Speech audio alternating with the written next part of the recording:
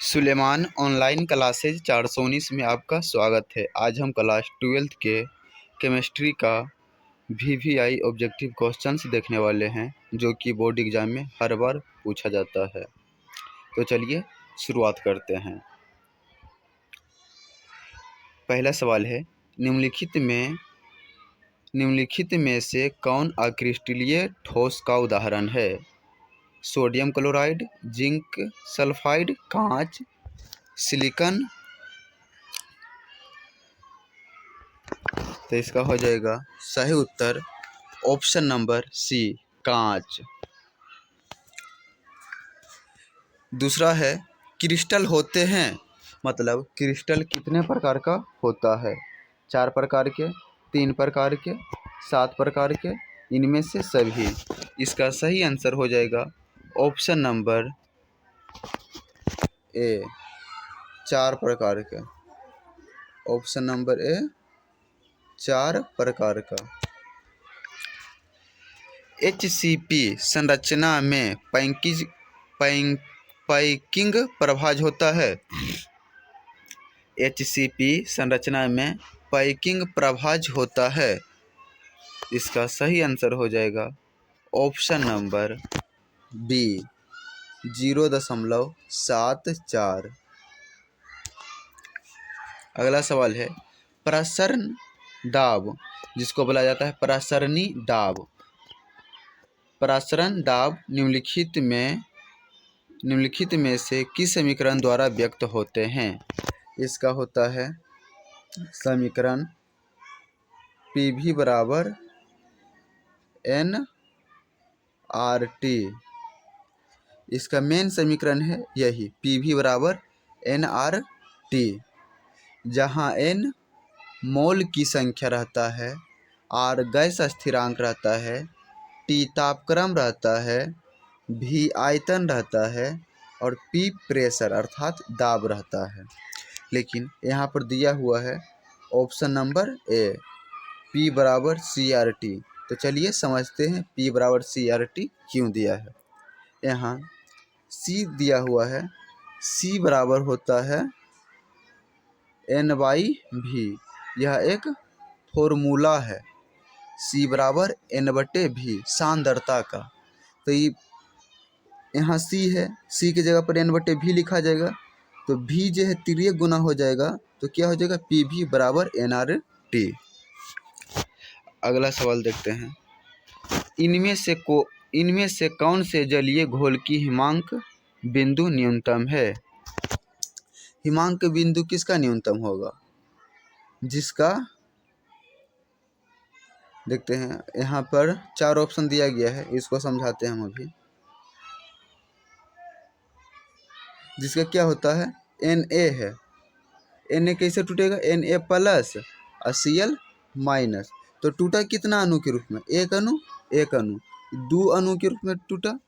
जो सबसे ज़्यादा अणु के रूप में टूटता है उसी का क्या होता है हिमांक बिंदु। जो सबसे ज़्यादा अणु के रूप में टूटता है उसका हिमांक बिंदु सबसे अधिक होता है, लेकिन जो सबसे कम के रूप में टूटता है उसका हिमांक बिंदु सबसे कम होता है। इसका सही आंसर हो जाएगा ऑप्शन नंबर ए। हम सी नंबर को देखते हैं, तो इसका हो जाएगा Mg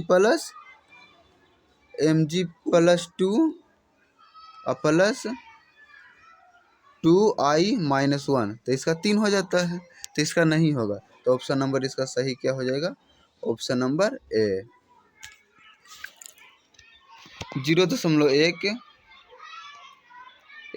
BaNO2 के होल टू बेरियम नाइट्रेट घोल का बांट ऑफ गुणांक 2.74 है, तो विघटन स्तर है।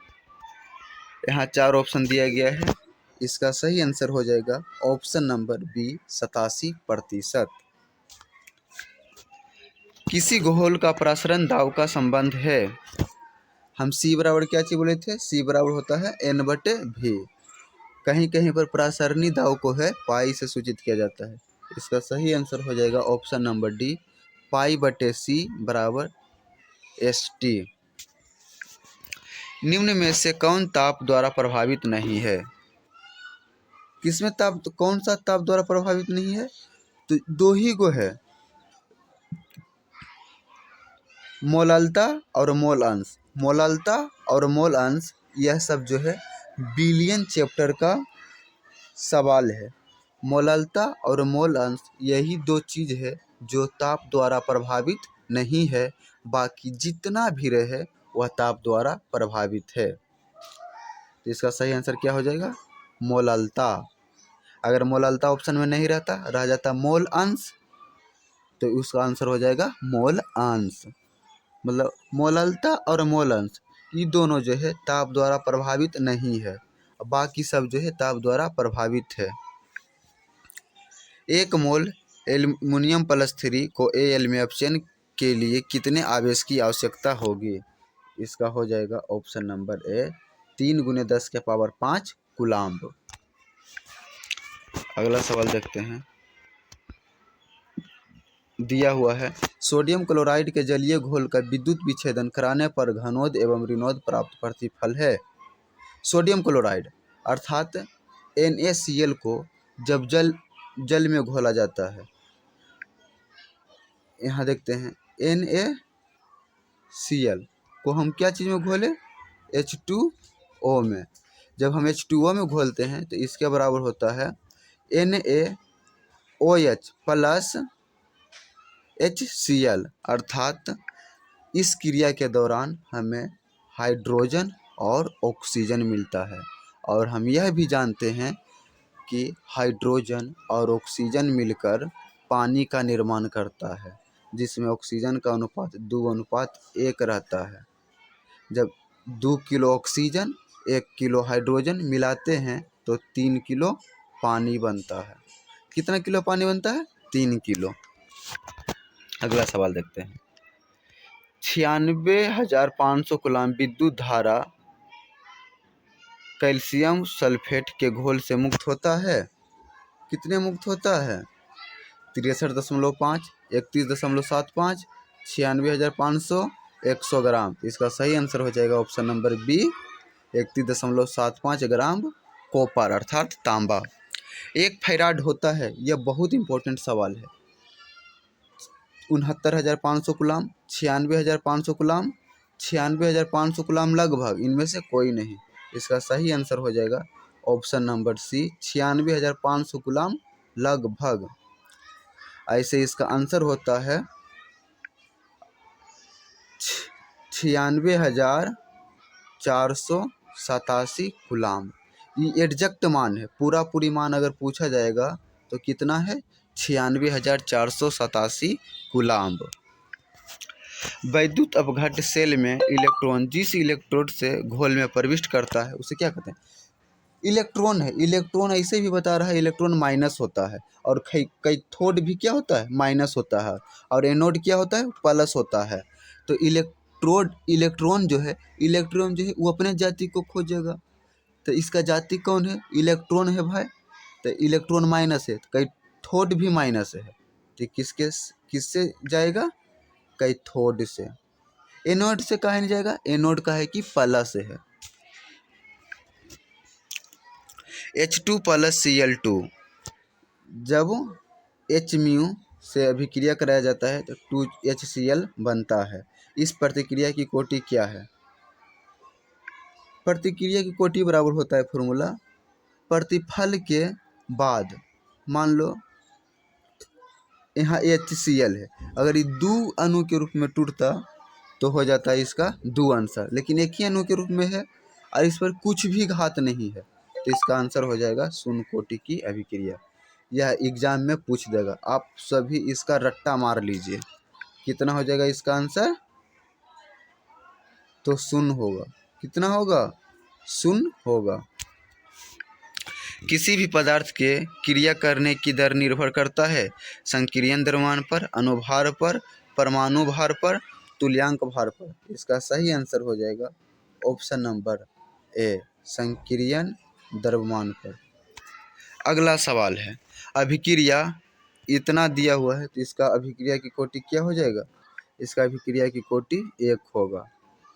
ये सवाल और एक 14 नंबर का सवाल, ये दोनों में से कोई एक सवाल जरूर आ जाएगा बोर्ड एग्जाम में।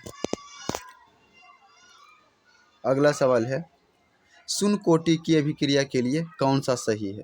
टी हाफ समानुपाती ए, टी हाफ समानुपाती 1/a, टी हाफ समानुपाती a स्क्वायर, टी हाफ समानुपाती 1/a स्क्वायर। इसका सही आंसर हो जाएगा 1/, ऑप्शन नंबर ए, टी के पावर 1/2 समानुपाती a। भौतिक अधिशोषण में लगभग ऊष्मा उत्सर्जित होती है किलोजूल में। 20 से 40, 40 से 60, 60 से 80, 80 से 100। इसका सही आंसर हो जाएगा ऑप्शन नंबर ए, 20 से 40।